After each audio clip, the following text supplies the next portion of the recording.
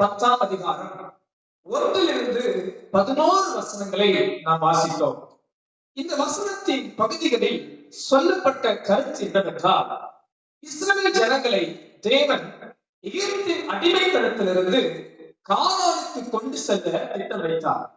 அந்த எகிப்தின் அடிமைத்தனத்திலிருந்து அவர்கள் விடுதலையாகி கானான் சுதந்திரிப்பதற்கு முன்பாக, கானானை பெற்றுக் கொள்வதற்கு முன்பாக, கானானை போய் வெற்றி பெறுவதற்கு முன்பாக பலர் வழியிலேயே அழிந்து போனார்கள். பலர் அந்த கானானை பார்க்காமலே போனார்கள்.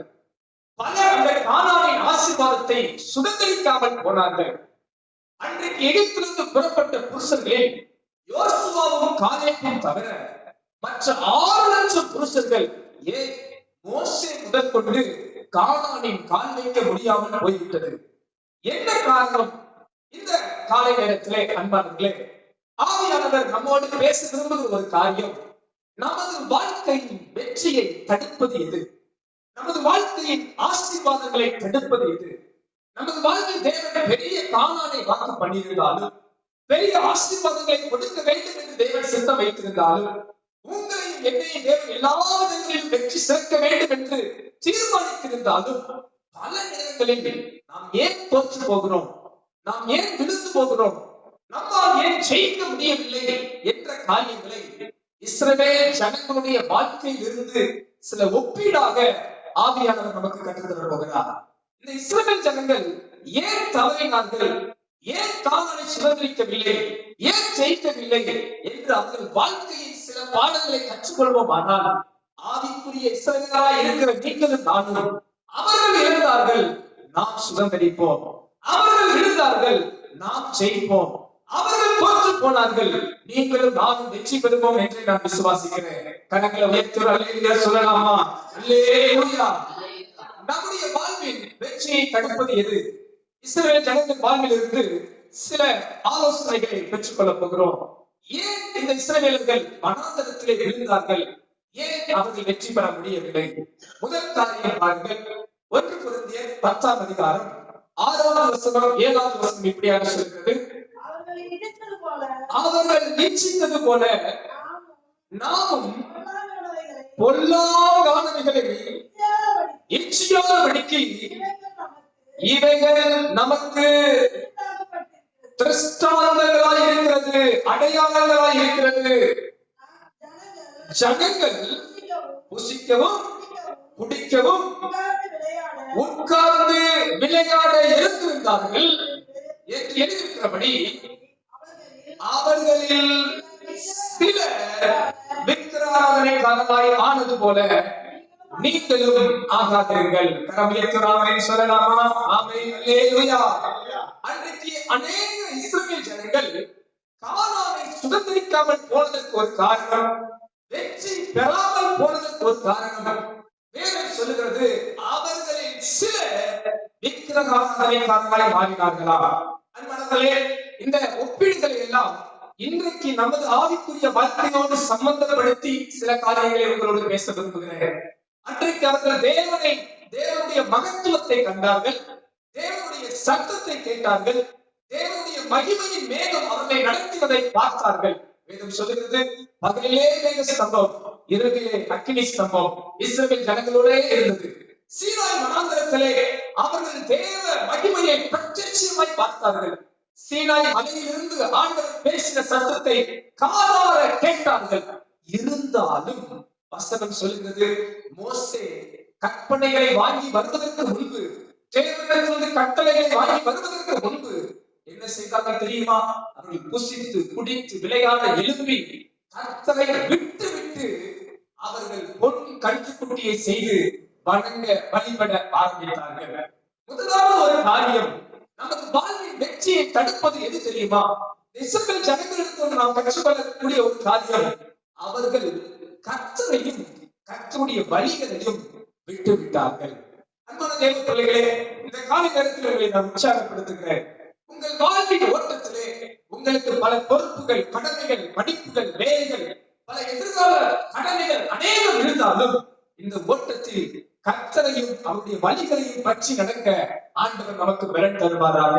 இந்த இஸ்ரவேல் ஜனங்கள் பாருங்கள், கர்த்தருடைய சத்தத்தை கேட்டும், மகிமையை கண்டும், அற்புதங்களை கண்டும், அடையாளங்களை கண்டும், எல்லாம் அறிந்தும் கர்த்தரையும் அவருடைய வழிகளையும் விட்டவர்களாய் மாறினார்கள். ஆதலால் அன்றைக்கு பலர் தேவனால் தண்டிக்கப்பட்டார்கள். அவருடைய வாழ்வு ஜெயவானவாய் இல்லை. அவர்கள் கானானை போய் அனுபவிக்க முடியாதபடி அவர்கள் வாழ்வு வெற்றி தடைபட்டு போனது. இந்த காலையில நான் உங்களை உற்சாகப்படுத்துகிறேன். நீங்களும் நானும் நமக்கு தேவன் தந்த அழைப்பு, கிருபை, அபிஷேகம், தெரிந்தெடுப்பு, ரட்சிப்பிலே உறுதியா இருந்து கர்த்தரை விட்டு விலகாமல், கர்த்தரை விட்டு பின்வாங்காமல் தொடர்ந்து முன் செல்ல ஆண்டவர் கிருபை தருவாராக. வேதம் சொல்லுகிறது, பின்வாங்குகிறவரிடத்தில் என் ஆத்துமா பிரியமா இராது. அன்பானவர்களே, நான் தாழ்மையாக சொல்கிறேன், நீங்களும் நானும் ஒரு பெரிய கடைசி காலத்தில் இருக்கிறோம். நமது வாழ்விலே தேவனை உறுதியாக பற்றி கொண்ட பலர் பின்னிட்டு போவதை நீங்கள் கண்ணார காண்கக்கூடிய ஒரு காலங்கள். தேவனை வைராக்கியமாய் பிடித்த ஒரு சில நபர்கள், தேவனுக்காக மகிமையாய் ஊழியம் செய்தவர்கள், ஏன் அற்புதங்களையும் அடையாளங்களையும் செய்தவர்களே இந்த கடைசி காலத்தில் பின்னிட்டு போவதை நீங்களும் நானும் கண்ணாக காண முடியும். வேதம் சொல்லுகிறது, மனுஷகுமாரன் வரும் நாளில் விசுவாசத்தை காண்பாரோ? ஏனென்றால் நான் எனது வாழ்வில் சொல்ல முடியும், பல தேவ பிள்ளைகள் பின்வாங்கியதை நான் பார்த்திருக்கிறேன். வைராக்கியமானவர்கள், அனல் கொண்டு எழுதினவர்கள், தேவனுக்காக பெரிய பெரிய காரியங்களை சாதித்தவர்கள் பின்வாங்கியதை நான் கண்ணாக கண்டிருக்கிறேன். ஏன் அவர்கள் பின்வாங்கி போனார்கள்? கர்த்தரை தேடுவதிலே அவர்கள் உறுதியா இல்லை. அதே போல அவங்க வாழ்வும் வெற்றியின் வாழ்வாய் முடியவில்லை. இந்த காலையில் நான் உங்களை உற்சாகப்படுத்துகிறேன். இஸ்ரவேல் ஜனங்கள் கர்த்தரை விட்டு விட்டது போல நாம் ஒரு காலமும் கர்த்தரை விட்டு விடாதபடி முன் செல்வோம். ஆனால் ஜெயம் நமதாகும். நமது வாழ்வின் வெற்றியை எது தடுக்கிறது? கர்த்தரையும் அவருடைய வழிகளையும் விட்டு விடுதல் நமது வாழ்வின் வெற்றியை தடை பண்ணுகிறதா இருக்கிறது. யாத்திராகமம் புஸ்தகம் 32ஆம் அதிகாரத்திலே நாம் அழகாய் பார்க்கிறோம். யாத்திராகமம் 32ஆம் அதிகாரம் 7ஆம் வசனத்திலிருந்து பார்த்தீர்கள் என்றால், யாத்திராகமம் 32ஆம் அதிகாரம் 7ஆம் வசனத்திலிருந்து,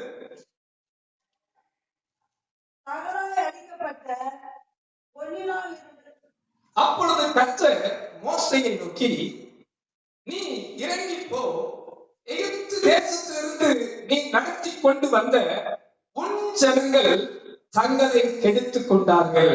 8ஆம் வசனம் சொல்லுகிறது, அவர்களுக்கு நான் விதித்த வழியை அவர்கள் சீக்கிரமாய் விட்டு விலகினார்கள். எல்லாம் சேர்ந்து சொல்லலாமா? யாத்திராகமம் 32 8ஆம் வசனம் பாருங்களே. ஆண்டவர் சொல்லுகிறார் இஸ்ரவேல் ஜனங்களை பார்த்து, அவர்களுக்கு நான் விதித்த வழியை அவர்கள் சீக்கிரமாய் விட்டு விலகினார்கள். அன்பானவர்களே, ஏன் இஸ்ரவேல் ஜனங்கள் கானானை சுதந்தரிக்க முடியவில்லை?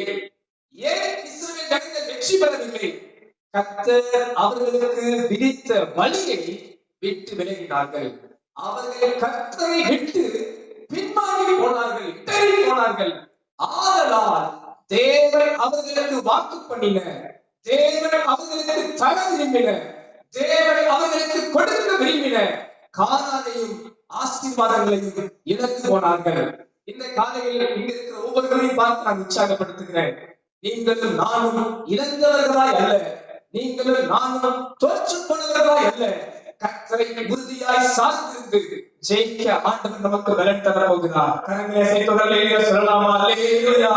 அருகாமையில் இருக்கிற கரங்களை பிடித்து சொல்லுங்க, இஸ்ரவேல் ஜனங்கள் கர்த்தரை விட்டதால் தோற்று போனார்கள், நாம் வெற்றி கொள்வோம்.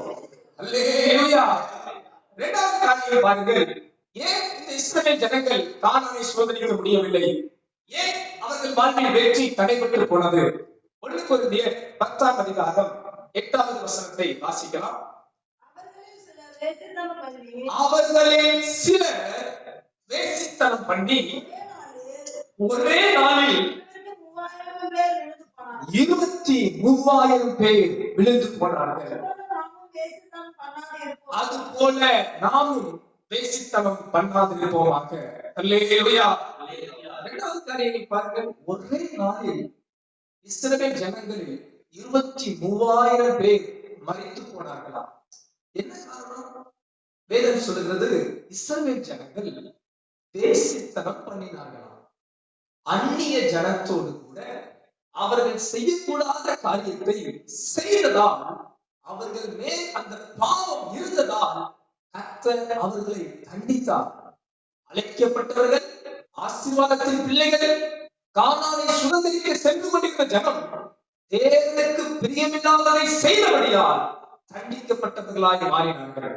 நான் இந்த வேத வார்த்தையை நமது வாழ்வோடு ஒப்பிட்டு பார்க்க விரும்புகிறேன். அவர்கள் வேசித்தனம் பண்ணினார்கள். இந்த காலை நேரத்தில் அன்பானவர்களே, இந்த வசனத்தை ஆவிக்குரிய தேவ பிள்ளைகளாய் இருக்கிற நாம் எப்படி புரிந்து கொள்ளலாம்? அவர்கள் தங்கள் பரிசுத்தத்தை கெடுத்துக் கொண்டார்கள்.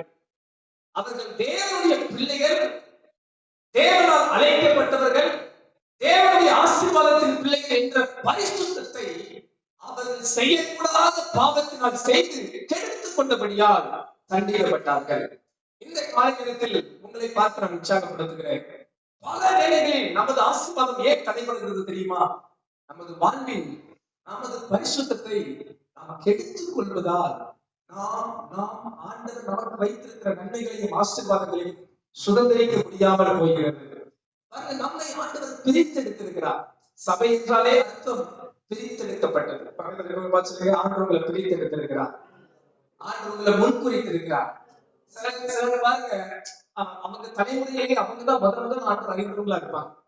சிலர் பாத்தீங்கன்னா, எங்க குடும்பங்களிலே நான் தான் முதல்ல, எங்க அம்மாவுக்கு ஆண்டுடைய பத்தி தெரிந்திருந்தாலும் முழுமையா அர்ப்பணித்தது நான் தான்.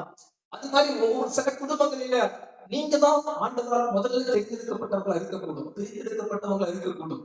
இல்ல, நம்ம எல்லாரும் பொல்லாத வழியில் இருந்தவங்க தான். கர்த்தர் நம்மை வேறு பிரித்திருக்கிறார். கர்த்தருக்கென்று வாழும்படி, சத்தியத்துக்கென்று வாழும்படி, நிச்சய ராஜ்யத்துக்கென்று கர்த்தர் நம்மை பிரித்தெடுத்து விட்டார். ஆனா பிரச்சனை என்னன்னா, கர்த்தர் நம்மை பிரித்தெடுத்து விட்டாலும் இன்னும் பழைய பாவங்கள், பழைய அசுத்தங்கள், செய்யக்கூடாத காரியங்களை மீண்டும் மீண்டும் மீண்டும் செய்வது நமது வாழ்வின் வெற்றிக்கு தடையாகவே இருக்கும். அநேக பிரச்சனை என்னன்னா, இஸ்ரவேல் ஜனங்கள் அவங்க என்ன பண்றாங்கன்னா, அங்க இருந்த மற்ற ஜனத்தோடு கலந்தார்கள், மற்ற ஜனங்களோடு இசைந்து போனார்கள். இன்னைக்கு தேவ பிள்ளைகளுடைய பெரிய பிரச்சனை, சபையோட பெரிய பிரச்சனை என்னன்னா, உலகத்தோடு நம்ம கலந்து போறோம், உலகத்தோடு கூட பிணைஞ்சுக்கிறோம். நம்மளால சில காரியத்தை, உலக முறைகளை நம்மளால விட முடியல, உலகத்தின் செயல்களை நம்மளால விட முடியல. ரட்சிக்கப்பட்டவர்களுக்கும் ரட்சிக்கப்படாதவர்களுக்கும் வித்தியாசம் இல்லாத வாழ்க்கையை நம்மால் பார்க்க முடிகிறது.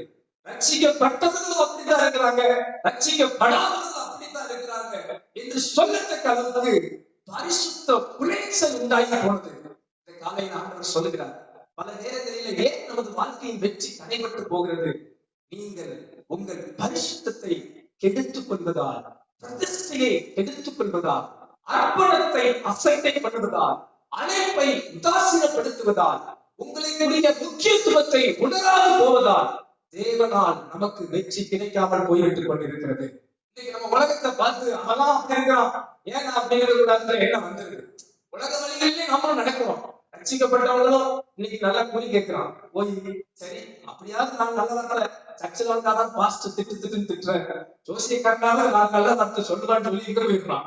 ஜோசியக்காரங்க போய் இன்னைக்கு நல்லா இருக்குமா, நாளைக்கு நல்லா இருக்குமான்னு யாரு கேட்கிறான்? சர்ச்சுக்கு வந்தாலும் கேட்கிறான். சோதனம். அதுக்காக பாஸ்டர்லாம் திட்டுற பாஸ்டர் நினைச்சுக்காதீங்க. அது மாதிரி பாருங்க, நேரம் பார்க்கிறது, நாள் பார்க்கிறது. அன்பானவர்களே, இந்த இந்த பொல்லாத வழிகள் நம்மை விட்டு விலகுவதாக. இன்னைக்கு பாருங்க, குறி சொல்லுகிறது, ஜாதகம் பார்க்கிறது. இன்னைக்கு நம்ம ஆட்களும் எங்க ஜாதகம் சொல்றோம், ஜாதகம் நல்ல நேரமா கெட்ட நேரமா, எல்லாம் நம்ம ஆட்கள் நல்ல நேரம் கெட்ட நேரம் பார்க்கிற ஆட்கள். நம்ம ஆட்கள்னா நான் பொதுவா கிறிஸ்தவ வட்டாரம் சொல்றேன், உங்களை சொல்லல, பக்கத்துல பார்த்து சொல்லுங்க, உங்களுக்காக பாஸ்டர் பிரசங்கம் பண்ணல. நம்மளால உலக மனுஷன் வெளியே வர முடியல. பாருங்க, நம்ம ஃப்ரெண்ட்ஸ் அப்படி இருக்கிறதுனால நாமளும் அப்படித்தான் இருக்கோம். அவெல்லாம் அப்படி போட்டுக்கிற ட்ரெஸ் நானும் அப்படிதான் ட்ரெஸ் போடுவேன், அவனும் அதை பண்றான் நானும் அப்படித்தான் பண்ணுவேன். அவளை மாதிரியே நம்மளும் மாறணும், கலந்து கூட நினைக்கிறோம். ஏசு எல்லாரும் ஏசி சொல்லி பார்ப்பா, அதனால என்ன பண்ணணும், பாவியோடயே சேர்ந்து நம்மளும் எப்படி ஆயிடலாம், பாவியா மாறிடலாம். நம்ம அவனை சேர்த்து பரிசுத்தத்துக்கு மாத்திரம் சரி, நம்ம அவனோட சேர்ந்து என்ன ஆயிடுறோம், பாவியாளர்கள் நினைச்சிட்டு நம்ம அந்த உலகத்தோடு பின்னி பிணைஞ்சு பிரிக்க முடியாத அளவுக்கு மாறிடுறோம். தாழ்மையா உங்களை உற்சாகப்படுத்துகிறேன். அதுதான் நம்ம அவரது வாழ்க்கையின் வெற்றியை பல நேரங்களில் தடுத்து போடுகிறது. பாருங்க, இந்த தானியேல், சாத்ராக், மேஷாக், ஆபேத்நேகோவை பாருங்க, அந்நிய தேசத்துல போய் இருந்தாலும் அவங்களுக்குள்ள ஒரு வைராக்கியம் இருந்தது. நான் இந்த அந்நிய போஜனத்தால் என்னை தீட்டுப்படுத்த மாட்டேன் என்கிற தீர்மானம் அவருக்குள் இருந்தது. இந்த காலையில நான் உங்களை கேட்கிறேன், உங்களுக்கு அந்த வைராக்கியம் இருக்கா? அந்த தீர்மானம் இருக்கா? அந்த உலகத்துல இருந்தாலும் கர்த்தருக்கு பிரியமில்லாத எதையும் செய்ய மாட்டேன் என்கிற வைராக்கியம், தீர்மானம் இருக்குமானா நிச்சயம் சொல்லுவேன், வெற்றிய எந்த மனிதனாலும் எந்த பிசாசின் வல்லமையாலும் தடுக்கவே முடியாது. உங்களுக்கு எதிராக ராஜ்யங்கள் எழுப்பினாலும், ராஜாக்கள் எழுப்பினாலும், பூமியில் இருக்கிற சகல அதிகாரங்கள் எழுப்பினாலும் தேவன் உங்களோடு கூட இருந்து உங்களை உயர்த்துவதை ஒருவனும் தடுக்கவே முடியாது. விசுவாசிக்கிறீங்க? பரிசுத்தத்தை காத்துக்கொள்ள வேண்டும், அழைப்பை காத்துக்கொள்ள வேண்டும், பிரதிஷ்டையை காத்துக்கொள்ள வேண்டும். சில நேரம் நம்ம விழலாம், சில நேரம் நம்ம அறிந்து அறியாமல விழலாம். ஆனா நீங்க அழைக்கப்பட்ட அழைப்பை மறந்துடாதீங்க. கர்த்தர் உங்களை தெரிந்தெடுப்ப மறந்துடாதீங்க. கர்த்தருக்கு பிரியமில்லாத அசுத்தங்களில நீங்க கலந்து போகாதபடி அவைகளை உதறி தள்ளிவிட்டு ஓட கர்த்தர் உங்களுக்கு பலன் தருவாராக. பாலிய இச்சைகளை உதறி தள்ளிவிட்டு ஓட உங்களுக்கு பலன் தருவாராக. கண்களின் இச்சைகளை உதறி தள்ளிவிட்டு ஓட உங்களுக்கு தேவன் பலன் தருவாராக. ஜீவனத்தின் பெருமைகளை உதறி தள்ளிவிட்டு ஓட உங்களுக்கு தேவன் பலன் தருவாராக. எத்தனை பேர் காயங்களை அசைக்கிறவர்களே சொல்ல முடியும்? அல்லேலூயா. சிலுவையை முன்னே, உலகமே பின்னே, சிலுவையை நோக்கி முன் செல்ல ஆண்டவர் ஒவ்வொரு தேவ பிள்ளைகளுக்கும் பலனை கொடுப்பாராக. அப்படி சொல்ல முடியும்? உலகத்தை நான் பின்னாக வைத்திருக்கிறேன், உலகம் என் பின்னே. உலக ஆசை இச்சையிலிருந்து ஜனங்களை பிரிக்கிறது கொஞ்சம் கூடாது இருக்கு. உலகம் நம்மளை ரொம்ப அட்ராக்ட், இந்த உலகம் அப்பா ரொம்ப நம்மளை இழுக்குது. பிசாசின் மந்திரம் இன்றைக்கு அநேக தேவ பிள்ளைகளை பயங்கரமா கண்ணிகளில் அகக்கூடாக்குற அளவுக்கு பயங்கரமா இருக்கு. கர்த்தர் உங்களை காப்பாராக. அன்பானவர்களே, உங்களுடைய அழைப்பு விசேஷமானது, உங்களுடைய பிரதிஷ்டை விசேஷமானது, உங்களுக்கு தேவன் தந்த ரட்சிப்பு விசேஷமானது. அதை எதற்காகவும் இழந்து போகாதீர்கள். ஏசா அற்பமான கூலுக்காக சேஷ்டபுத்திர பாகத்தை இழந்து போனான். அந்த தேவ பிள்ளைகளே, சில அற்பமான இன்பங்களுக்காக, அற்பமான சில ஆசைகளுக்காக தேவன் உங்களுக்காக வைத்திருக்கிற பெரிய ஆசீர்வாதங்களை, பெரிய வெற்றிகளை, பெரிய தரிசனங்களை இழந்து போகாதீர்கள். சிம்சோனை கொண்டு தேவன் பெரிய தரிசனம், பெரிய திட்டம், பெரிய நோக்கம். ஆனா அவனுடைய வாழ்வில் இருந்த சில அற்பமான ஆசைகளை அவனால் கட்டுப்படுத்த முடியாமல், அவ்வளவு பெரிய அபிஷேகம், பரம திட்டம், பரம தரிசனம் இருந்தும் அவன் விழுந்து விழுந்து போனவனாய். அவன் பாருங்கள், எனக்கு சிம்சோனின் வாழ்வை காணும் போது எனக்கு உள்ளம் கலங்கும். மகாபராக்கிரமசாலி, ஒரு மனிதனை கண்டு தேசமே நடுங்கிறது. அவன் ஒரு விளையாட்டு பொருள் போல பெலிஸ்தியர் முன்பாக, அன்றைக்கு இருந்த ஜனங்களுக்கு முன்பாக கொண்டு சென்றான். என்ன காரணம்? அவனுக்குள்ள இருந்த அற்ப ஆசை, உலக இச்சை, உலக வணிகர் அவனை வீழ்த்தி கொண்டே இருந்தது. அவனால் ஜெயம் கொள்ளவே முடியவில்லை. கடைசி அவன் கர்த்தருக்கு ஒப்பு கொடுத்ததால் மரணத்தில் அவன் ஜெயிக்கிறான். அன்பு தேவ பிள்ளைகளே, இதுவரை ஒருவேளை நீங்கள் பரிசுத்தத்தை சாதாரணமாக எண்ணியிருக்கலாம், பிரதிஷ்டைகளை சாதாரணமாக எண்ணியிருக்கலாம், உங்கள் மேல் இருந்த அழைப்பையும் அபிஷேகத்தையும் அர்ப்பணத்தையும் சாதாரணமாக எண்ணியிருக்கலாம். இன்னைக்கு ஆவியானவர் உங்களை தட்டி எழுப்புவாராக. உலகத்திலிருந்து நீங்கள் வேறு பிரிக்கப்பட்டு வாழுங்கள், உலக இச்சையிலிருந்து வேறு பிடிக்கப்பட்டு வாழுங்கள், கண்களின் இச்சைகளுக்கு கொஞ்சம் விலகி வாழுங்கள். இந்த கடந்த நாளில் ஒரு ஒரு ஒரு பாஸ்டர் சொல்லுங்க ஒரு வார்த்தையை கேட்க நேரிட்டது.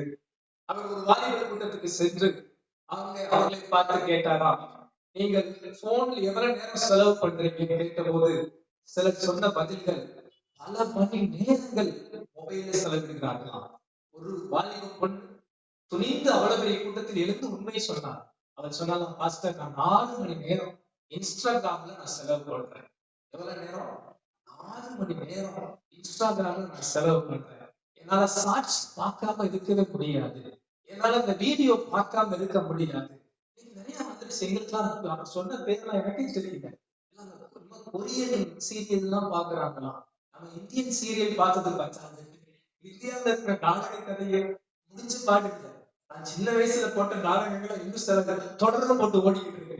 என்னப்பா இன்னும் முடியலையாப்பா அப்படின்ற மாதிரி இருக்கு. இதுக்கு இந்தியன் சீரியல் பார்த்தது பத்தாது, கொரியன் சீரியல் என்னென்ன சீரியல் பார்க்கிறாங்க. கர்த்தர் உங்களை காப்பாராக. ஏனாம் அன்பானவர்களே, நமக்கு பரிசுத்தத்தை கெடுக்கிற எதுவும் நமக்கு வேண்டாம். நம்ம தேவனை விட்டு பிரிக்கிற எதுவும் நமக்கு வேண்டாம். அந்நிய முகத்துல ஒரு நாள் பிணைக்கப்பட்டுறாதீங்க. உங்களை கர்த்தர் விசேஷமா வச்சிருக்கிறார். உங்க வாழ்வில் எடுக்கிற தீர்மானங்கள், இந்த ஜனங்கள், இஸ்ரவேல் ஜனங்கள், அவர்கள் அந்நிய ஜனங்களோடு வேசித்தனம் பண்ணினார்கள். நம்ம ஒருவேளை சரீர பிரகாரமான பாவமாக எடுத்துக்காதீங்க. பரிசுத்தமுள்ள தேவ பிள்ளைகள் அசுத்தமானதை கலப்பீர்கள் என்றால் அதுவும் ஒரு விபச்சாரம் வேசித்தனம் போல, அது தேவனுக்கு பிரியமில்லாத பரிசுத்த குலைச்சலாய் இருக்கும். ரட்சிக்கப்பட்ட தேவ பிள்ளைகள் நீங்கள் ரட்சிக்கப்படாத ஜனங்களை போல பாவங்களும் அசுத்தங்களும் கொள்ளாத செயல்களும் அவர்களை போலவே செய்து கொண்டிருக்கிறீர்கள் என்றால் அதுவும் தேவனுக்கு பிரியமில்லாத செயல். அன்றைக்கு இஸ்ரவேல் ஜனங்கள் பாருங்கள், அன்றைக்கு ஒரே நாளில் 23,000 பேர் இருந்தார்கள் அந்த பாவத்துக்காக. கர்த்தர் நம்மை அப்படிப்பட்ட தீங்குக்கெல்லாம் காப்பாராக. அப்படிப்பட்ட கொள்ளாத வழிகளுக்கெல்லாம் கர்த்தர் உங்களை காப்பாராக. அந்நிய நுகத்துல ஒரு நாளும் பிணைக்கப்படாதீர்கள். பெற்றோர்களே, நான் எப்போதும் உற்சாகப்படுத்துறேன். உங்க பிள்ளைகளுக்கு வாழ்க்கை துணையை தேர்ந்தெடுக்கும் போது ஒரு நாள் அந்நிய நுகத்துல உங்க பிள்ளைகளை திருமணம் முடித்து கொடுக்காதீங்க. அந்நிய ஜனத்தோடு உங்க வாழ்க்கைய, உங்க பிள்ளைகளுடைய வாழ்க்கையை இணைக்க ஒரு நாள் தீர்மானம் பண்ணாதீங்க. இந்த வார்த்தையை சொல்வதால் நான் சொல்கிறேன். எனக்கு திருமணத்தின் போது சொந்த மாமா, அவங்க சொந்த குடும்பத்துல நல்ல ஒரு பொண்ணு சொன்னாங்க. என்கிட்ட கேட்டாங்க, என்னப்பா நீ கல்யாணம் பண்ணி ரெடியா இருக்கியா? யாரும் ரெடியா இருக்க? ரெடியா தான் இருக்கிறேன். பொண்ணு வேணுமே. சரி, பொண்ணு ரெடியா இருக்கு. 50 பவுன் 100 பவுன் சோத்துறோம். இன்னைக்கு 100 பவுன் இருந்தா நான் கோடீஸ்வரர். அல்லேலூயா. ஆமாவா இல்லைங்களா? சகோதரிமார்களுக்கு தெரியும், அதனால தலையாடுறாங்க. 100 பவுன் போட்டு ரெடியா இருக்கு.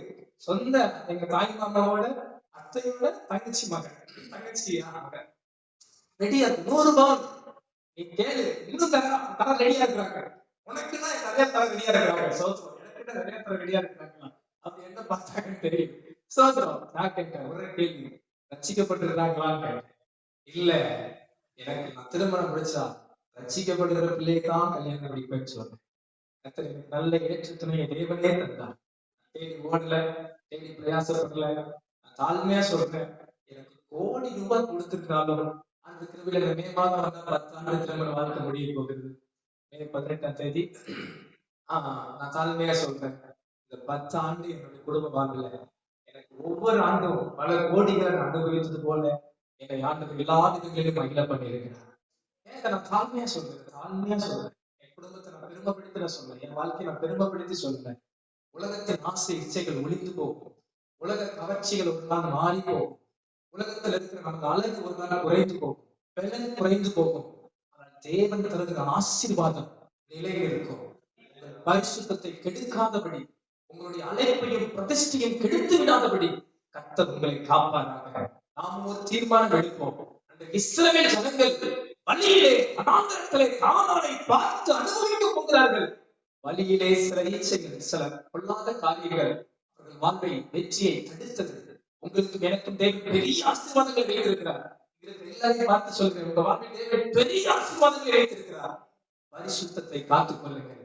பரிசுத்த குலைச்சலை உங்கள் வாழ்வில் அனுமதிக்காதீர்கள். எவ்விதத்திலும் அதற்கு இடம் கொள்ளாதீர்கள். சில நேரம் சின்னதுதான் பாஸ்டர் வேண்டாம், ஆளுமையா சொல்லுகிறேன், பெரிய கப்பலை ஒரு சிறிய ஓட்டை கூட கவிழ்த்து விட முடியும். உங்க வாழ்க்கை சின்ன காரியத்துக்கு கூட கர்த்தர் உங்களுக்கு பலன் தருவாராக. அந்த அசுத்தங்களை அகற்ற தேவன் கிருபை தருவாராக. அதற்காக போராடுங்கள், செபியுங்கள். நீங்க நினைக்கலாம், விரும்பலாம், வார்த்தையை கேட்கும் போது ஆமா பாஸ்டர் நான் செய்யக்கூடாதுன்னு நினைக்கிறேன், இந்த பாவ இடத்துல வரக்கூடாதுன்னு நினைக்கிறேன், என்னால முடியலையே என்று நீங்க கதறலாம். ஆனா ஆவியானவர் இன்றைக்கு உங்களை பலப்படுத்துவார். கர்த்தருக்கு பிரியமில்லாத எல்லாவற்றிலிருந்தும் தேவன் உங்களை விடுதலையாக்குவார். நீங்க நினைக்கலாம், யாரு இப்படி இருக்க முடியும்? சிலர் என்கிட்ட வாங்கிடுவாங்க, யாரு பாஸ்டர் இந்த காலத்துல இதெல்லாம் செய்யாம இருக்க முடியுமா? இப்படி எல்லாம் பேசாம இருக்க முடியுமா? இப்படி எல்லாம் நடக்காம இருக்க முடியுமா? யாரும் ஒழுங்கு சோத்திரம். அந்த கதையை கொஞ்சம் தூரம் வச்சுட்டு நான் கர்த்தருக்கு பிரியமா வாழணும்னு நினைக்கிறேன், நான் பரிசுத்தமா இருக்கணும்னு நினைக்கிறேன், நான் பாவம் செய்யக்கூடாதுன்னு நினைக்கிறேன். சிலர் என்கிட்ட வாதிடுவாங்க, இந்த காலத்துல லவ் பண்ணாம இருக்க முடியுமா பாஸ்டர்?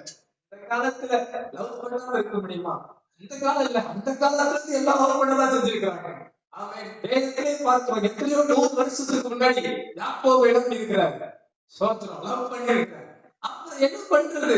நான் உங்களுக்கு தாழ்மையா சொல்லுவேன், கர்த்தரை லவ் பண்ணுங்க, ஆண்டவரை நேசிங்க, ஆண்டவருடைய வார்த்தையை நேசிங்க, தேவ சமூகத்தை நேசிங்க. உங்க பிரதிஷ்டையும் அழைப்பையும் அபிஷேகத்தையும் மறந்துடாதீங்க. உங்களை கர்த்தர் விசேஷித்து வச்சிருக்கிறார், உங்களை வேறு பிரிச்சு வச்சிருக்கிறார். உங்க பிரதிஷ்டைக்கு ஆண்டவர் பலனை கொடுப்பார், உங்களுடைய அபிஷேகத்துக்கு தேவன் ஒரு ரிவார்டு வச்சிருப்பார், உங்க அர்ப்பணத்துக்கு உங்க தியாகத்துக்கு ஒரு பலன் இருக்கும். நான் தானே சொல்றேன், உங்க தியாகத்துக்கு ஒரு பலன் இருக்கும். நீங்க கர்த்தருக்காக எதையா விதைக்கிறீங்கன்னா நிச்சயம் அனுப்புவீங்க. ஆண்டவர் உங்களை அளவில்லாமல் ஆசீர்வதிக்க போகிறார். கரங்களை அசைத்து சொல்லலாமா? அல்லேலூயா. அன்றைக்கு இஸ்ரவேல் ஜனங்கள் ஏன் கானானை சுதந்திரிக்க முடியவில்லை? அவர்கள் தங்கள் பரிசுத்தத்தை எடுத்துக் கொண்டார்கள். பல நேரங்களில் நமது வெற்றியை தடுப்பது எது? நாம் நமது பரிசுத்தத்தை சாதாரணமாக நினைக்கும் போது நாம் வெற்றி பெறாமல் போய்விடுகிறோம். கர்த்தர் நம்மை காப்பாற்றாங்க. நம்மை அழைத்த அழைப்பும் நமக்கு தேவன் கொடுத்த கிருபை வரங்களும் மாறாதவைகள். பரிசுத்தத்தை காத்துக்கொள்ள ஆண்டவர் பலன் தருவாராக. கரங்களை அசைத்து சொல்லலாமா? அல்லேலூயா. மூன்றாவது காரியம், நமது வெற்றியை தடுப்பது எது? 1 கொரிந்தியர் 10ஆம் அதிகாரம் 9ஆம் வசனத்தை வாசிக்கலாம். அவர்களில் சிலர் கிறிஸ்துவை பரீட்சை பார்த்து பாம்புகளால் அழிக்கப்பட்டார்கள். அதுபோல நாமும் கிறிஸ்துவை பரீட்சை பாராதிருப்போமாக.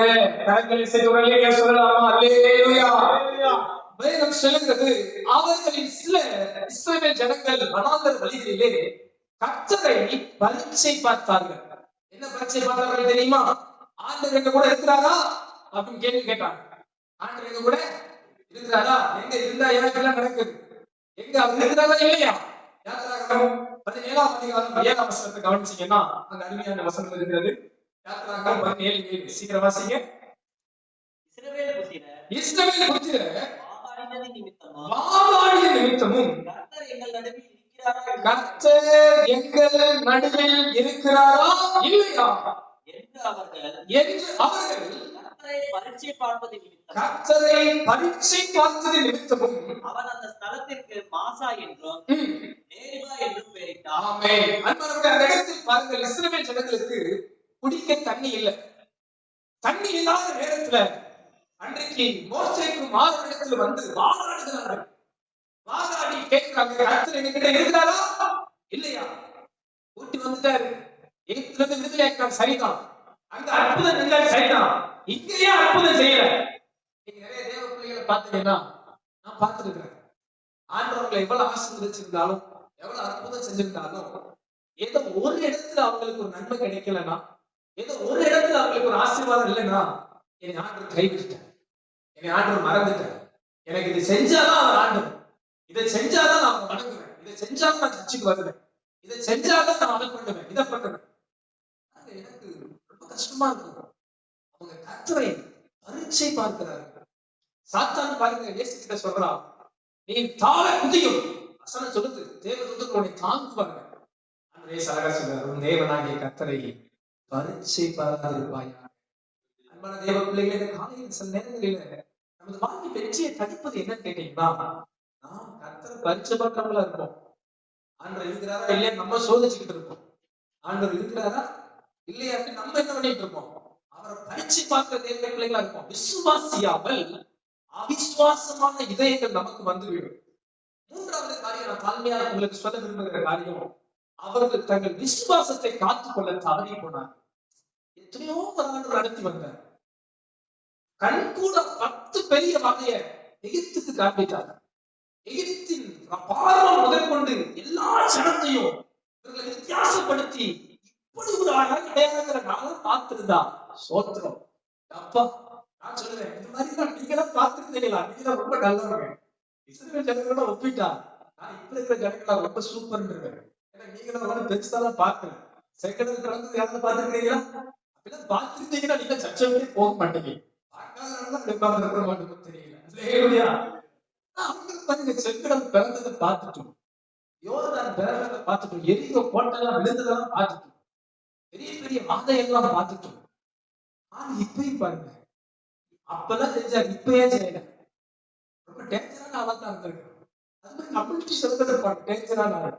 எத்தனையோ அற்புதம் ஆண்டு செஞ்சிருப்பார், எத்தனையோ லட்சியம் கொடுத்திருப்பார், எத்தனையோ ஆசீர்வாதம் கொடுத்திருப்பார், எத்தனையோ விடுதலை கொடுத்திருப்பார். மறந்துடும். ஈஸி. மனுஷனுக்கு இருக்க பெரிய நோய் என்னது? மறதி. அதனாலதான் ஒவ்வொரு வாரம் இந்த வார்த்தையை சொல்றோம். கர்த்தர் என் ஆத்துமாவே கர்த்தரை ஸ்தோத்திரி. எங்களுக்குள்ளவே பரிசுத்த நாமத்தை ஸ்தோத்திரி. என் ஆத்துமாவே கர்த்தரை ஸ்தோத்திரி. கர்த்தர் செய்த சகல உபகாரங்களையும் சொல்றதுக்குள்ளே ஆள் மறந்துடும். சொல்லி பழகிட்டே இருக்கிறாங்க. ஆக சீக்கிரம் முடிச்சுட்டா இருப்போம். சோதர சோதர சோதர சோதரி சோதரி சோதரின்னு ஓடிடுவாங்க. இன்னும் மறந்தாச்சு. சில நேரம் பாருங்க, கர்த்தரை பரிச்சு பாருங்க. இருக்கிறாரா இல்லையா, செய்வாரா மாட்டாரா, செஞ்சாதான் ஆண்டவர், செய்யறதா நான் மாட்டேன். இந்த வாரம் போன வாரம் அப்படி யோசனை வச்சா தெரியல. இந்த வாரம் மட்டும் செய்யல, சர்ச்சைக்கே போகல அப்படின்னு சொல்லிருப்பாங்க. 4 இடங்கள் சொல்லுவாங்க. எங்க கர்த்தர் செய்யற, எங்க கர்த்தர் செய்யற, கர்த்தர் என்ன கை விட்டுட்டார் அப்படின்ட்டு ஊரெல்லாம் நம்மாதான் அடிப்பாங்க. தாழ்மையா சொல்லுகிறேன், நமது வாழ்வில் வெற்றியை தடுப்பது எதுன்னு கேட்டீங்கன்னா, கர்த்தரை பரீட்சை பார்க்கிறவர்களா இல்லாவிட்டால் நம்ம விசுவாசத்தை காத்துக் கொள்ளாம, விசுவாசத்துல உறுதியா இல்லாம அவிசுவாசமான இருதயம் இருந்தா நாம் ஜெயம் கொள்ள முடியாது. அப்போஸ்தலனாகிய பவுல் தனது வாழ்க்கை கூட்டத்திற்கு அழகா சொல்றார். அவர் வாழ்க்கையை முடிக்க போறார், மறிக்க போகிறார். அவர் வார்த்தை ரொம்ப அருமையான வார்த்தை. 3 வார்த்தை எல்லா கல்லறையிலும் வசனங்களுக்கு அதிகமா பார்க்கலாம். நல்ல போராட்டத்தை போராடினேன், விசுவாசத்தை காத்துக்கொண்டேன், ஓட்டத்தை முடித்தேன். நீங்க எந்த கல்லறையில போனாலும் இதை நீங்க தாராளமா வரும். எல்லாம் அதிகபட்சம் 170% கல்லறையில வசனத்தை நீங்க பார்த்துக்கலாம். நல்ல போராட்டத்தை போராடினேன், விசுவாசத்தை காத்துக்கொண்டேன், ஓட்டத்தை முடித்தேன். அநேக தெய்வ பிள்ளைகள் தவறுகிறது என்ன தெரியுமா? விசுவாசத்தை காத்துக்கொள்ள தவறுகிறார்கள். அதனாலதான் அவங்களால ஜெயிக்க முடியல. அதனாலதான் அவங்க இடறி போறாங்க. கர்த்தரை பரிச்சு பார்த்து சின்ன காரியத்துக்கும் பெரிய காரியத்துக்கும் அற்பமான காரியங்களுக்கு ஒரு சண்டைக்கு இஸ்ரவேல் ஜனங்கள் பரிச்சை பார்த்தது போல சின்ன சின்ன காரியத்துல கூட கர்த்தரை முழுசா விசுவாசியாம சோர்ந்து போய் வெற்றி பெறாமல் போகிறார்கள். இந்த காலையில ஆவியானவர் நம்ம எல்லாரையும் உற்சாகப்படுத்துகிறார். சின்ன காரியமோ பெரிய காரியமோ விசுவாசத்தை காத்துக்கொள்ளுங்க, கர்த்தர் உங்களுக்கு ஜெயம் கொடுப்பாராக. அப்போஸ்தலனாகிய பவுலை போல கடைசி வரை விசுவாசத்தை காத்துக்கொள்வோம், வெற்றி நமதாகும். கரங்களை அசைத்து அல்லேலூயா சொல்லலாம். அல்லேலூயா. கடைசி ஒரு காரியம், இதோடு கடமையை முடிக்கிறேன். 1 கொரிந்தியர் 10ஆம் அதிகாரம் 10வது வசனத்தை வாசிக்கலாம். அவர்களில் சிலர்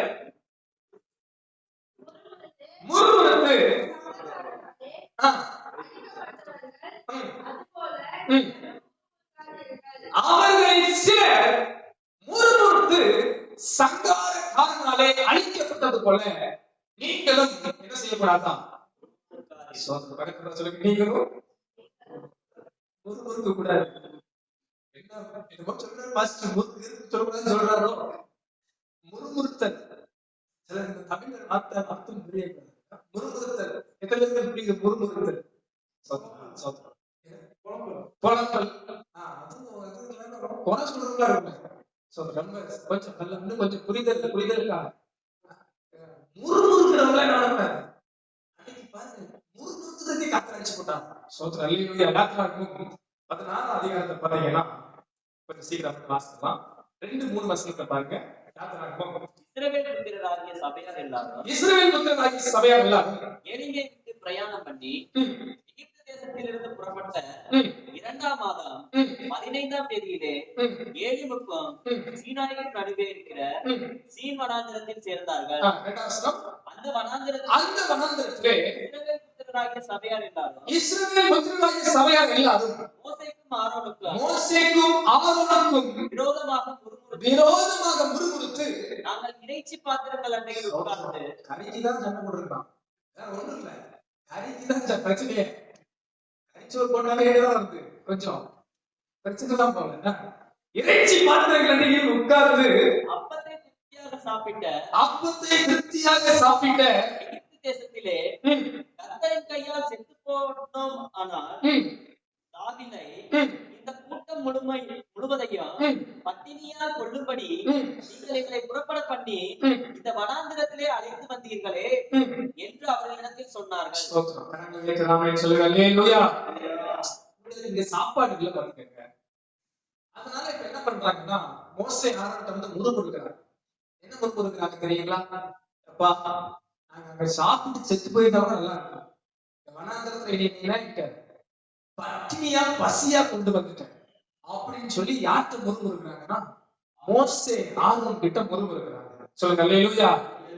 இதுக்கு பதில் பாத்தீங்கன்னா இந்த மோசே ஆரோன் என்ன சொல்றாரு பாருங்க. 14 அதிகாரம் 8ஆம் வசனம். பின்னும் மோசே சாயங்காலத்தில் நீங்கள் புசிக்கிறதுக்கு கர்த்தர் உங்களுக்கு இறைச்சியையும் விடிய காலத்தில் நீங்கள் திருப்தி அடைகிறதுக்கு அப்பத்தையும் கொடுக்கையில் இது விளங்கும். நல்லா கவனிங்க. அன்றைக்கு இஸ்ரவேலர்கள் முறுமுறுத்தது மோசேக்கும் ஆரோனுக்கும் விரோதமா. இங்க மோசே சொல்லுகிறார் பாருங்க, நீங்கள் கர்த்தருக்கு விரோதமாக நீங்கள் முறுமுறுத்த உங்கள் முறுமுறுப்புகளை அவர் கேட்டார். நாங்கள் எம்மாத்திரம் உங்கள் முறுமுறுப்புகள் எங்களுக்கு அல்ல கர்த்தருக்கே விரோதமாய் இருக்கிறது என்றார். கடமையை சொல்லுங்க அல்லேலூயா. நான்காவது காரியம், இஸ்ரவேல் ஜனங்கள் கானானை சென்றடையாமல் போனதின் காரணம் என்ன? நமது வாழ்வின் வெற்றியை தடுக்கிற காரியம் என்ன? அதை எளிமைப்படுத்தி நமது வாழ்க்கைக்கு ஒப்பிட்டு சொல்ல விரும்புகிறேன். நமது வாழ்வின் பிரச்சனைகளுக்கு பிறரையே குற்றப்படுத்துவது. நமது வாழ்வின் பிரச்சனைக்கு யாரை குற்றப்படுத்துவது? பிறரையே குற்றப்படுத்துவது. பக்கத்துல சொல்லுவாங்க, வாழ்க்கை ஏதாவது ஒரு கஷ்டம் வந்தா முதல்ல யாரு சொல்றீங்க? நமது வாழ்க்கை வெற்றியை தடுப்பது என்ன தெரியுங்களா? நமது வாழ்க்கையில வர சில பிரச்சனைகளுக்கு முதல்ல நம்ம கையை காமிக்கிறது யார் தெரியுமா? உதாரணமா வேலை ஸ்தலத்துலன்னா எல்லாம் சரிதான், மேனேஜர் இருக்கிறார் பாத்தீங்களா, மேனேஜர் சரி, கூட வேலை பார்க்கிற ஆள் சரி, வீடா இருந்தா உதாரணமா கணவன்மார்கள் காமிக்கிற முதல் ஆள் யாரு? பலிகடா மனைவி. மனைவி காமிக்கிற முதல் பலியார் யாரு? பிள்ளைகள் காமிக்கிற ஆட்கள் முதல் ஆள் யாரு? அப்பா அம்மா இருக்கிறாங்க. ஒரு அப்பா அம்மாவுக்கு நம்ம பிள்ளை பிறந்திருப்பாங்க. அப்படி சபை விசுவாசிகள் காமிக்கிற முதல் பலியார் யாரு? மோசே ஆரோன். பாருங்க, நீங்க சொல்லிட்டே இருக்கலாம். அதனால முறுமுறுக்காம இருக்க முடியுதா? அதனால குறை சொல்லாம இருக்க முடியுதா? எனக்கு இந்த ஒரு வார்த்தை காலை இந்த வசனத்தை தியானிக்கும் போது எனக்கு ஒரு சின்ன நடுக்கவே நினைச்சு. மோசே ஆரோனுக்கு விரோதமா இந்த ஜனங்கள் முறுமுறுத்தாங்க. மோசே இப்ப என்ன சொல்றாங்க கேட்டீங்கன்னா, நீங்கள் எனக்கு விரோதமாய் இல்ல, கர்த்தருக்கே விரோதமாய் முறுமுறுத்தீர்கள். கவனிக்க, இந்த ஜனம் என்ன சொல்றாங்கன்னா, நீ தான் என்னை கூட்டு வந்துட்டப்பா, நீ கூட்டு வந்தனாலதான் எனக்கு இந்த பிரச்சனை. நான் அங்கேயே கறிச்சோரை சாப்பிட்டு செத்து போயிருப்பேன். எகிப்துல இருந்து நாங்க சாப்பிட்டுருப்பேன். அடிமையா இருந்தாலும் கறிச்சோரை சாப்பிட்டு செத்து போனா சாதிலை, செத்து போனா நல்லா இருக்கும், அங்கேயே செத்து போயிருக்கலாம். நீ வண்ணாந்தத்துல கூட்டு பட்டினியாக்கிட்ட, நீதான் இந்த பிரச்சனைக்கு காரணம். சில நம்ம வீட்டுல சில போராட்டம் பிரச்சனை வரும்போது நம்ம சொல்லுவோம், யாராவது நீதான் அப்பா தான், அம்மா தான், கணவன் தான், மனைவி தான், அண்ணன் தான், தம்பி தான், இல்ல பக்கத்து வீட்டுக்காரங்க, எழுத்து வீட்டுக்காரங்க, வேலை ஸ்தலத்துல மேனேஜர், சச்சுல சமயம் சக விசுவாசிகளை பார்த்து நீதான், உன்னாலதான் இந்த பிரச்சனை, அதனாலதான் பிரச்சனை. சில நேரம் அடிக்கிறது, கல்லெடுத்து வெளியே சிலுவையில் அடிக்கிற ஒரு ஆள் இருக்காரு ஸ்டேஜ்ல, எப்பயும் நல்லா தோதுமா இருக்கு, மத்தவங்க ஓடி போயிடுறாங்க, அவங்க அப்படியே ஒரே இடத்துல நிற்பாங்க, நல்லா அடிக்கலாம், இவர்தான் அப்படின்னு நம்ம நினைக்கிறோம். தானே சொல்றேன், நீங்க முறுமுறுக்கிற எந்த முறுமுறுப்பும், நல்ல கவனிக்கிற வார்த்தையை, ஆவியானவர் நம்ம எல்லாரையும் இந்த காரியத்துல நம்ம விடுதலை ஆக்குவாங்க.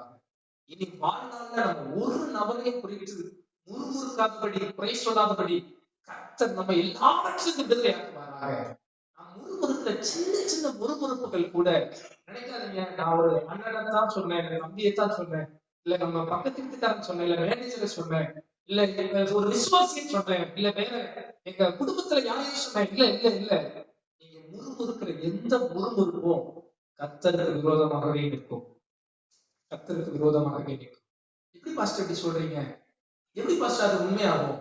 நான் எங்க அண்ணனை தான் குறை சொன்னேன், நான் என் தம்பி தானே குறை சொன்னேன், இல்ல நான் எதிர்த்து வீட்டுக்காரன் தானே குறை சொன்னேன், நான் மேனேஜர் தானே குறை சொன்னேன், ஒரு விசுவாசியை தான் குறை சொன்னேன். அதை எப்படி ஊழியக்காரங்க சொன்னா பாஸ்டர் நீ ஆண்டவர் சொல்றதுக்கு ஒப்பிடலாம்? அதை எப்படி பாஸ்டர் யாரையும் ஒரு ஆளை சொல்றதுக்கு எப்படி நீங்க ஆண்டவருக்கு விரோதமான முறுமுறுப்பா இருக்குன்னு சொல்றீங்க? நான் தாழ்மையா சிந்திக்கிறேன். தாழ்மையா ஆண்டு சமூகத்துல கேட்கும் போது ஆவியானவருக்கு காண்பித்த ஒரு காரியம், நமது வாழ்வின் பாதைகளை நடத்துவது கர்த்தர். உங்களை என்னை நடத்துறது யார்? கர்த்தர். அன்றைக்கு எகிப்து ஜனங்களை வனாந்தரத்தில் கொண்டு வந்தது யார்? கர்த்தர். அப்படிப்பட்ட பாதையை அனுமதித்தது யார்? கர்த்தர். மோசேக்கே தெரியாது போகிற வழி, அப்படிப்பட்ட பாதையை தீர்மானித்தது யார்? கர்த்தர். அவர்களுக்கு ஆகாரம் கொடுக்காமல் போனது யார்? கர்த்தர். இப்படி எல்லா காரியத்தையும் ஆண்டவரே உங்களுக்கு செய்கிறபடியா, உங்களுக்கு மனைவியை தந்தது, கணவனை தந்தது, பிள்ளைகளை தந்தது, பிள்ளைகளை உங்களுக்கு பெற்றோரை கொடுத்தது, எல்லாமே கர்த்தர். நீங்க எந்த தேசத்துல பிறக்கணும், எந்த தெருவுல வாழணும், எந்த இடத்துல வேலை செய்யணும், எல்லா திட்டங்களையும் தீர்மானங்களையும் தந்தது தேவன். அதிகாரங்களை கொடுத்தது தேவன். எந்த மேனேஜர் கீழே இருக்கணும், அதிகாரங்களை கொடுத்தது தேவன். இப்படி எல்லாம் தேவனால் வந்தது. அப்படியானால் நீங்கள் யாரு ஒருவருக்கு விரோதமாய் செய்கிற சின்ன ஒருவருக்கும் குறை சொல்வது கூட யாருக்கு விரோதமாகவே இருக்கும்? கர்த்தருக்கு விரோதமாகவே இருக்கும். தாழ்மையா சொல்றேன், ஒருவேளை நம்ம அறியாம அறிஞ்சு செஞ்சிருக்கலாம். இனி வருகிற நாட்களில இப்படிப்பட்ட காரியங்கள் நம்மை விட்டு தூரமா இருப்பதாக. இந்த சூழலை நம்ம என்ன பண்றது? ஜெபம் பண்ணுவோம், ஜெபம் பண்ணுவோம். வசனம் சொல்லுகிறது, நாம் கர்த்தரை நம்பி இருக்கிறபடியா எதையும் முறுமுறுப்பு இல்லாமல் செய்ய ஆண்டவர் நமக்கு பலன் தருவாராக. நான் தாழ்ந்து சொல்றேன், நீங்க குறை சொல்லி யாரையும் ஜெயிக்கவே முடியாது. நீங்க யாரையும் முறுமுறுத்து ஜெயிக்கவே முடியாது. குறைகளை பாக்குறேன். பூமியில நான் கண்டுபிடிச்ச ஒரு காரியம், குறையில்லாத எந்த நபருமே பலிபீடத்தில் என்னை முதற்கொண்டு சொல்லுகிறேன். இந்த பூமியில வாழ்ற எல்லா பரிசுத்தவான்களையும் குறித்து சொல்லுகிறேன். வேதம் சொல்கிறது, இயேசுவே சொன்னார். ஒருவன் இயேசுவிடத்தில், இயேசுவே நீ நல்லவர் என்று சொல்வதாக சொன்னார். என்னை நல்லவன் என்று நீ ஏன் சொன்னாய்? நல்லவன் ஒருவனும் இல்லையே. பூமியில் பிறந்த எல்லா மனிதர்களும் பாவம் செய்து தேவ மகிமை அற்றவர்களானார்கள். நாம் குறைகளை கண்டு முன்மறுத்து கொண்டிருக்கிறபடி நிறைகளை பார்த்து முன் செல்ல கர்த்தர் கிருபை தருவாராக. மோசே ஆரோக்கியம் போய் எங்களுக்கு சாப்பாடுல முறுமுறுக்காம, ஒருவேளை நம்ம எல்லாம் சேர்ந்து அன்னைக்கு ஜெபிச்சிருந்தா அன்றைக்கு எல்லா இஸ்ரவேல் ஜனங்களும் நம்மள கர்த்தர் எவ்வளவு நடத்தி வந்துட்டார். இந்த இடத்துல அப்ப கொடுப்பார், ஆகாரம் கொடுப்பார், நாங்க ஒரு மனமா ஜெபம் பண்ணுவோம் ஜெபிச்சிருந்தாங்கன்னா சோத்ரா அல்லேலூயா. முறுமுறுத்ததுக்கே ஒரு மாசம் கழிச்சு வருது. சொல்லி முறுமுறுத்ததுக்கே ஒரு மாசம் கழிச்சு வருது. இல்லையா? தெரியுதுங்க. நான் என்ன பண்றேன், முறுமுறுத்தாரு ஒரு மாசம் கழிச்சு வந்து ஒண்ணு அன்பாதான் இருந்தா, வாழ்ந்தாதான் இருக்குதான், அன்பு ஐக்கியமான இருந்தா. புரிஞ்சு கொள்றீங்க? முறுமுறுக்கிறாருக்கே இவ்வளவு திரும்ப பாராட்டுறாரா? நீங்க அன்பா ஐக்கியமா இணைஞ்சுதான் இருந்தா ஆசீர்வாதங்களை எண்ண முடியாது, சொல்ல முடியாது. உங்க வாழ்வில் வெற்றியை தருவா, ஜெயத்தை கொடுப்பா, மகிமையாய் நடத்துவா. கரங்களை சேர்த்து சொல்லலாமா?